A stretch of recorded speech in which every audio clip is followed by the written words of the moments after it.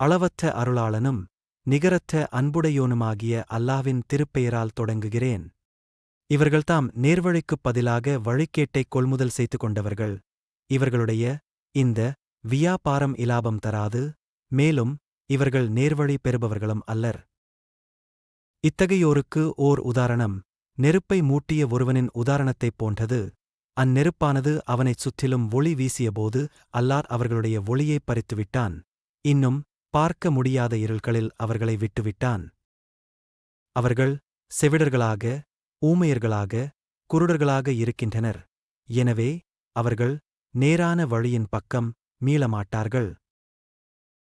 அல்லது இன்னும் ஓர் உதாரணம் வானத்திலிருந்து கொட்டும் மழையைப் போன்றதாகும். அதில் இருள்களும் இடியும் மின்னலும் உள்ளன. இதிலகப்பட்டுக் கொண்டோர் மரணத்திற்கு அஞ்சி இடியோசைகளால் தங்கள் விரல்களைத் தம் காதுகளில் வைத்துக் கொள்கிறார்கள். ஆனால் அல்லாஹ் நிராகரிப்போரைச் சூழ்ந்தவனாகவே இருக்கின்றான். அம்மின்னல் அவர்களின் பார்வைகளைப் பறித்துவிடப் பார்க்கிறது. அது அவர்களுக்கு ஒளி தரும் போதெல்லாம் அவர்கள் அதில் நடக்கிறார்கள். அவர்களை இருள் சூழ்ந்து கொள்ளும்போது வழியறியாது நின்று விடுகிறார்கள். மேலும் அல்லாஹ் நாடினால் அவர்களுடைய கேள்விப்புலனையும் பார்வைகளையும் போக்கிவிடுவான். நிச்சயமாக அல்லாஹ் எல்லாவற்றின் மீதும் ஆற்றல் உடையவன்.